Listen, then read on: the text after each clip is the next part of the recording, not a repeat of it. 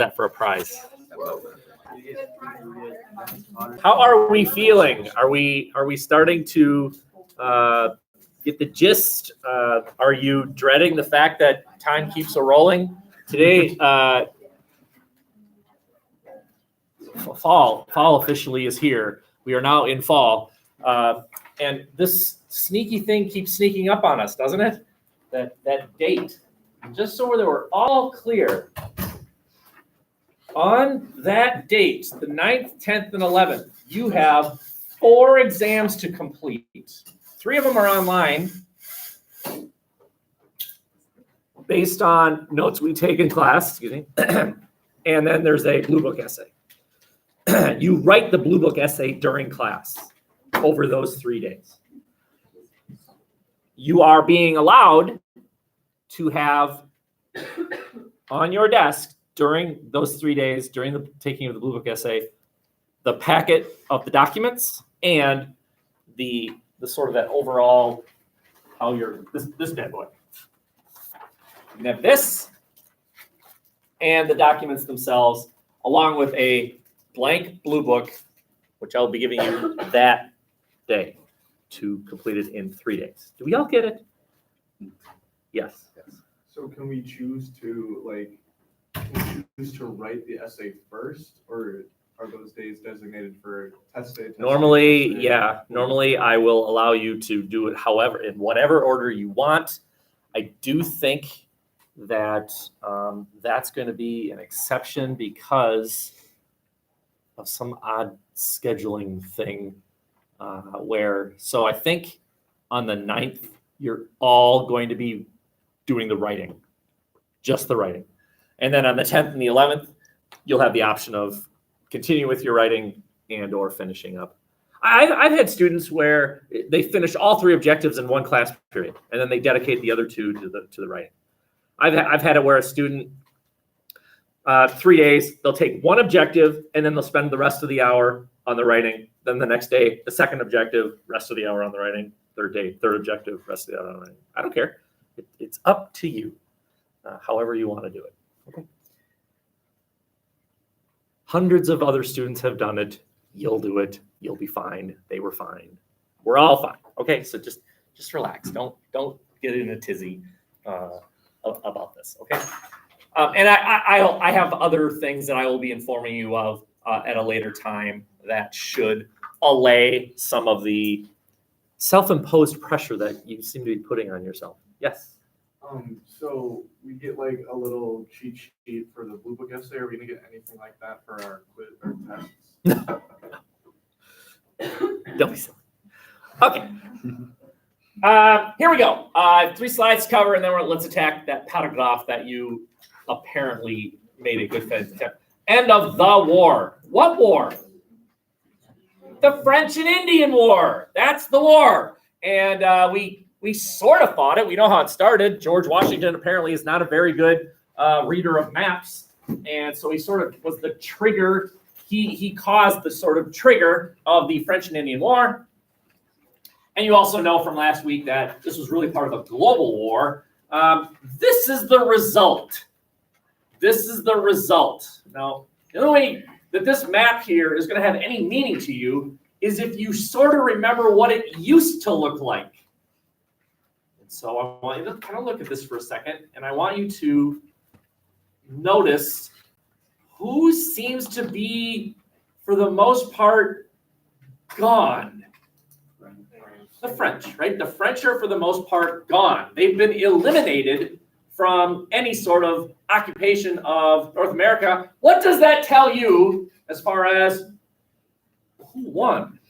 Not them. Or not them. That's right. The French lose. The French lose the French and Indian War, and as a result, they give up all of their claims to North America, with 2 minor exceptions. They got to keep a little bit of this island right here. You and I today call that Haiti. So they got to keep Haiti, which if any of you know anything about Haiti today, wow, how lucky of them to get to keep Haiti. I'm sure it's lovely. Okay, and then I think they were retained, yep, there it is. They retained fishing rights off the coast of this island right here. So the French weren't allowed to have the land itself, but they could continue to have fishing off the northern coast of Newfoundland, and they were able to keep Haiti. Otherwise, you're gone. You're gone. Okay. And who acquired control of most of the land that the French used to give? Yeah. Then why did they still speak French like in that area? Well, if we suddenly were taken over by Canada, would you suddenly stop speaking English? Okay, that's fair. Okay. Right? You don't just suddenly end your culture just because some other entity is now your political master. That doesn't end your culture, right? Who took over? The British, right? The British, in large measure, took over all of French claims up to this magical line right here. What is that line? Mississippi. It's the Mississippi River, right? That is acknowledged to be the border between the now larger British claims and Team Green. Look who else emerged as sort of a winner. Spain. Spain sort of emerged as, I don't know if they're a huge winner here, but the French are definitely the losers. By the way, get used to that. You'll hear that a lot this year. This sentence, the French lost. You'll hear that a lot. Okay? Et cetera, et cetera. Okay. We will look at a series of treaties over the course. Yes? So where Russian America is, why didn't the Russians expand east? They certainly gave it a shot. Yeah. They tried. They tried. Yeah. Okay, so this is the Treaty of Paris, 1763. There are all sorts of Treaty of Paris. What designates them as different from other Treaty of Paris is the year. This happens to be the Treaty of Paris, 763. This treaty sees an exchange of land given from one entity to another. So, for example, this thing called Florida used to be a Spanish piece of land. The Spanish awarded it to the British. In exchange, the Spanish acquired this island called Cuba. So they made a trade. Why? I don't really care. I'm just curious. Any of you look at this like, oh yeah, that makes sense. Just imagine that these are switched in color, right? Cuba's yellow and Florida is green. And what the British and the Spanish did was say, hey, why don't we trade? I'm just looking for, is there some sort of logic here? Go ahead. So that their areas can be more connected. Very good, perfect. I think that's exactly right. So there's some sort of continuity. Yep. If it's called the Treaty of Paris, why is it dealing with Spain and Britain? Are you under the impression that it has to have the names of all involved in the title? Like the Well, French why weren't involved. did this take place in Paris? Like, what is the significance of the treaty being the Treaty of Paris?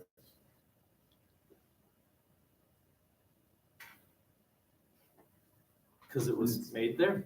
Oh, okay. Yes, it was signed in Paris. Oh, okay. Yeah, okay. That makes more sense. Oh, I see. Well, yeah, Spain's agreeing with Britain. What does that have to do with the French? Good question. Okay, I didn't mean. No, I was just confused. Something else. Along with the French giving up all of their claims to North America, right? That's inherent. You need to take this map and do it in note form.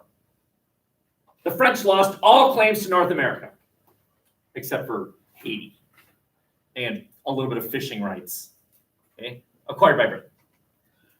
The other thing to note here is a furthering of the we they, a we they. The colonists increasingly see themselves as not British. And we're going to develop this theme this week, actually.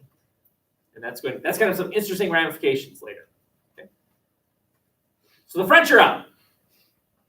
The British suddenly find themselves the owners of land all the way to the Mississippi River. If you are a British colonist and you're the second born here, what's to stop you from moving out here? Right? What's to stop you? Get out there. Develop that land. Make a farm. Spread Britain. Go forth. Right? No, because Spain owns that. No, up to the Mississippi. Up to the Mississippi. Right? No. Am I right? The British encourage people, get out there. Yeah. Really? That kind of subject. Okay. By the way, did you notice that? This took me minutes, people, to figure this out. To be honest, I thought the smart board was shut. I'll tell you what. Minutes, people, minutes. Okay.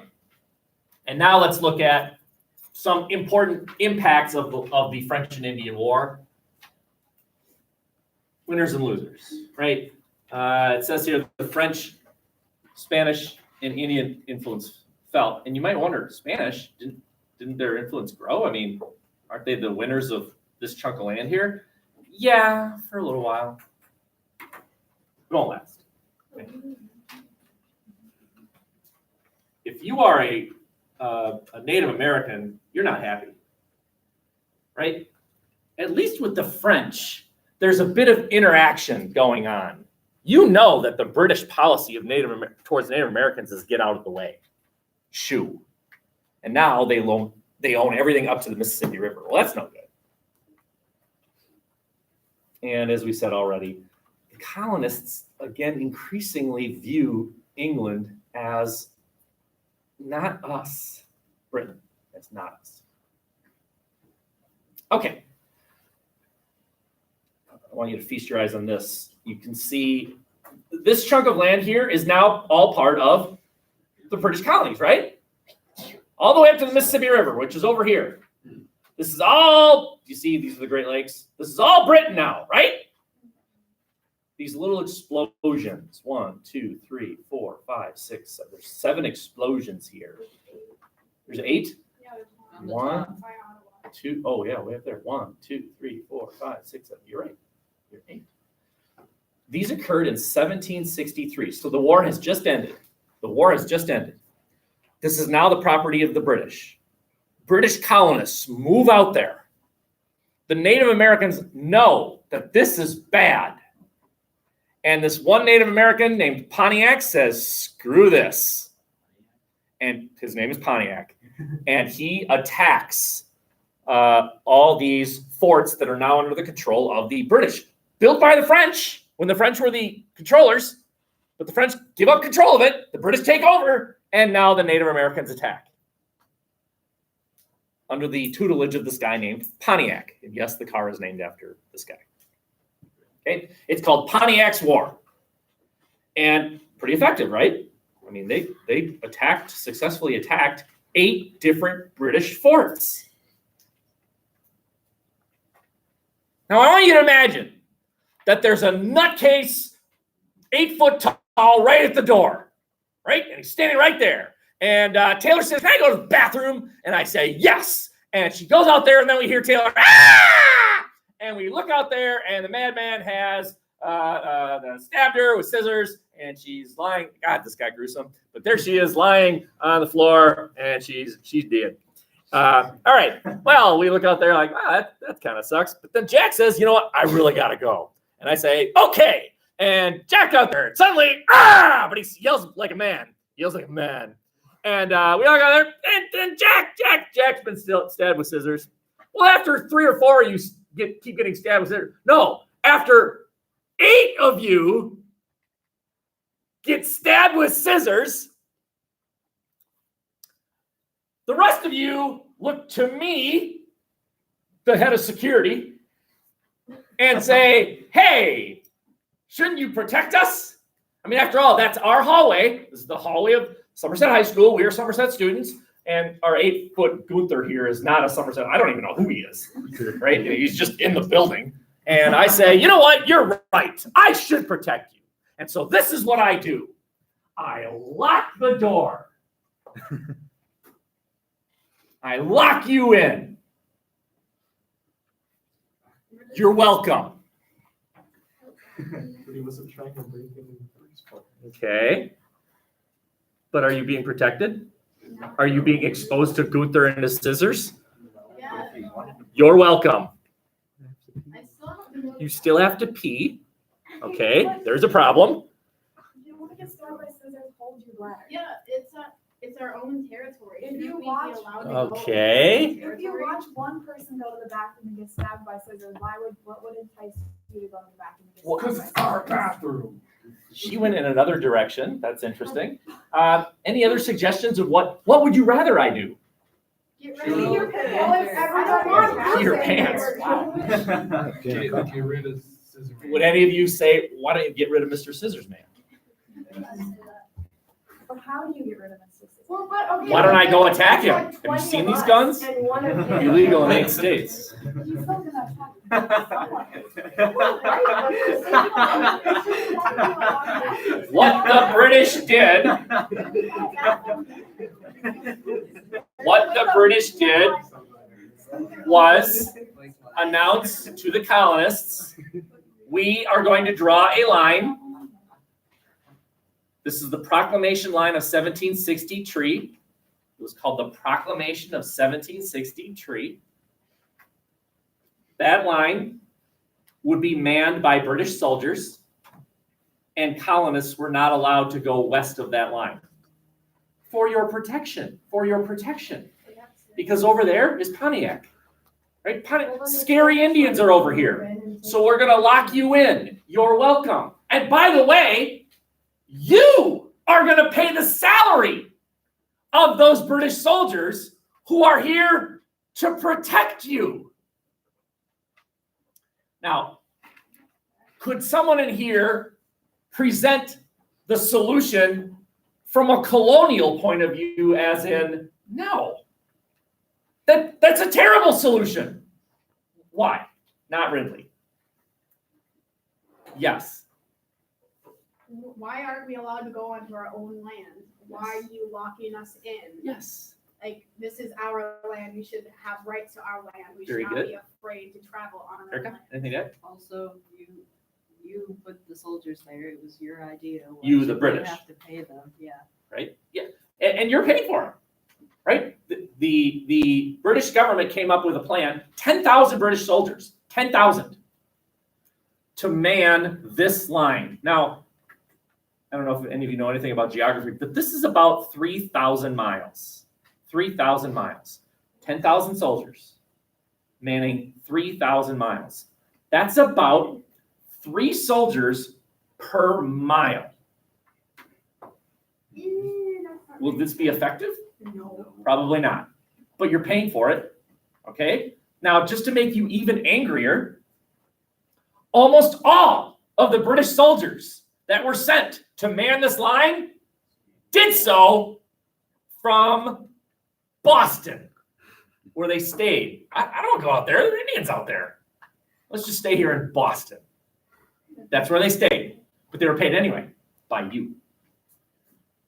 Can you see how colonial anger at this policy absolutely erupted? I mean, first of all, we don't even want you to enforce this line. We just fought and died to win this land, and now you're keeping us in?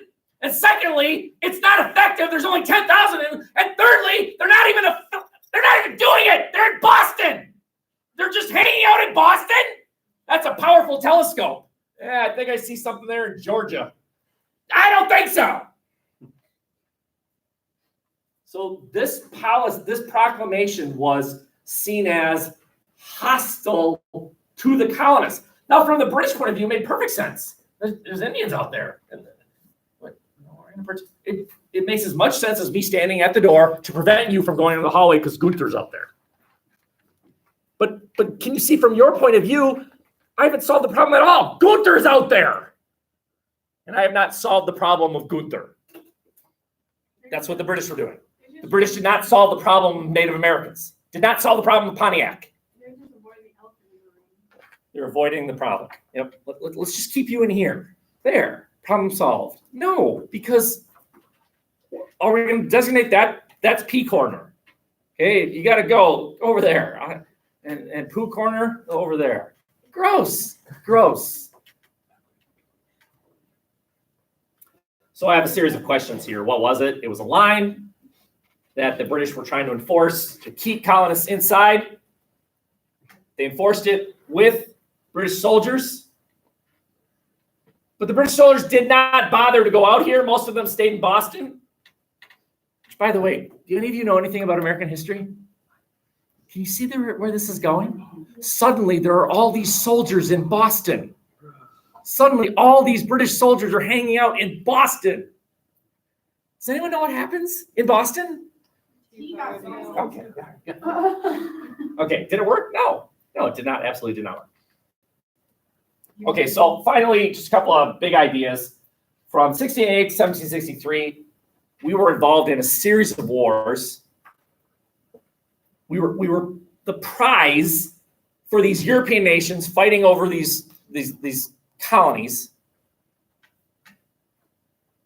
And to avoid the problem of the natives out here, the British sent 10,000 soldiers and said, colonists, you're going to pay for it. I mean, you're the ones getting protected. Why shouldn't you pay for it? Why shouldn't you pay for it? Why should we pay for something that doesn't even work? That was an argument in retort. Exactly. Did you have- Well, I was just gonna ask why it says troops instead of soldiers. Soldiers, troops. Yep. They just like kill the Indians and like push forward, close and drag them out. I think that was probably eventually exactly what they would have done. Because I mean, they did it before when they made those Yeah. colonies, so. But these people, they know what they're doing. Pontiac knows what he's doing, supposedly. They're scared of him. Oh, I think so. Okay, finally, this last slide, major shift in gears here. This is just a reminder of how different the colonists saw themselves from the British. So in this column is what's true in Europe. And in this column is how the colonists saw themselves. And eventually the Americans. So Europe is old, where you get your authority, you look above, it's God-given. Any rights that you have are granted you by the government. If government is the entity that gives you rights, you know what that also means? Take your rights away. And titles are real, right? King, Lord, Knight. Well, let's just fill in the blank. If that's Europe, what is this? America. If they're old, we're young, new, exciting, fresh. If authority in Europe is God-given, where is authority given over here? Under you. Very good. It's consent. Consent of the governed. If over in Europe rights are given by government and as a result can be taken away, where do you get your rights? That doesn't exist yet, but eventually you'll be right. Any other ideas? Right, they're God-given, right? Government doesn't grant you the right to free speech. That is a right that you have. It's not granted by government. You just have it. And no titles. And finally, I just wanted to once again touch base about what is this idea called mercantilism. So some big ideas. Let's start on this side and then just move that way. There's mother country and then there are her colonies. The colonies send to mother country the primary resources. This is gold, silver, fur, lumber, food, cotton, tobacco, whatever, sugar, indigo. The mother country then takes the imports, makes them into manufactured products, and sells them right back to the colonies. So there's no profit. There's no profit for the colonies, plenty of profit for the mother country. This favors the mother country. The balance of trade favors mother country because of the value. Right? What's more valuable, a pile of wood or a boat? Obviously the boat, right? The colonies were sending to England the pile of wood. The English were selling right back to the colonies a boat. Well, that favors the mother country. And this is by design. Mercantilism is by design, meant to benefit mother country. And too bad for you, colonists. Too bad for you. This is not an equal relationship. Think about that. And then think about the fact that when the United States declared itself an independent nation, originally we had 13 states, right? Anyone know how many states we now have? I think we have 50. Now, and of course, the original 13 have slightly more power in our government than the other 37, right? They have slightly more power, right? Because of the original 13. Is that right? No, it isn't. They have no more power than any other state. That's the opposite of mercantilism. Mercantilism is we benefit more than you. Even though we expanded to you to include you, you are secondary in importance to the original.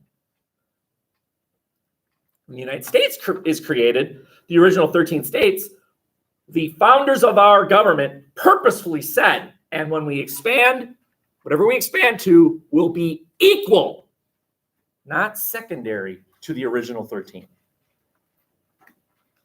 Which is the opposite of what's going on here, which is kind of interesting. Okay, that is it as far as note taking is concerned. Any questions? Okay, you're retrieving your well thought out, good faith attempt at paragraph number 3.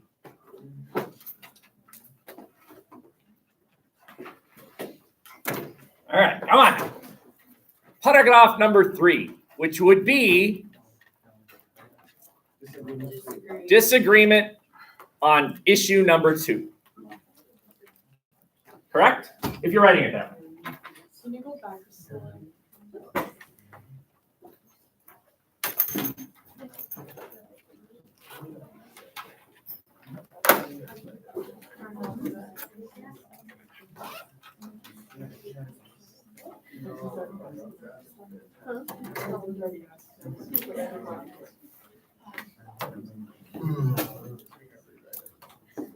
So, right. I don't know where you're at. There are some of you in here who've written it so beautifully and perfectly that Shakespeare would weep with joy. Awesome. And then there are some of you that, it needs a little work, and that's perfectly great too. There are some of you who may have kind of made an outline, you haven't really done it yet, and there are those of you who haven't really started. Okay, well, to all of you, now what? Now what are you going to do? Okay, maybe you're going to take Mr. Highlighters here and highlight according to wherever that hash, there it is. You're going to highlight according to this, right? Which is what I want you to do. I want you to analyze your own paragraph and highlight to make sure that you did everything, including, by the way, refute, because this paragraph should have a refutation part. Okay. Maybe if you're still kind of working on it, that's what I want you to do. Bonus. Right now, I'm going to double check if this is true. I believe this to be true. The tutoring center is open. Give me a second. I'm going to make sure that there's someone in there.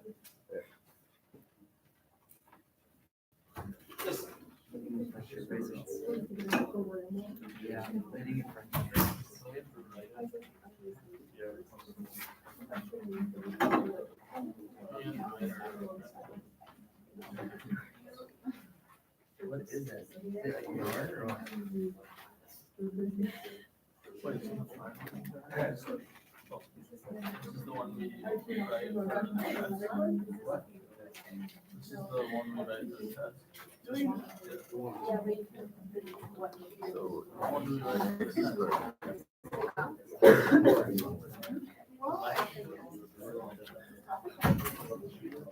There are 6 NHS kids in there right now. All of them took this class last year. All of them.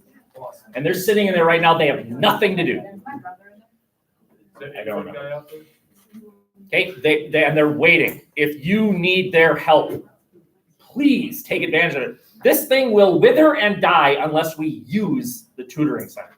And I fought very hard to make sure that the tutoring center was up and running because I knew that you, CIS current students, would have exposure to last year's CIS students. They've done this 6 times. Right now they're ahead of you 6-0.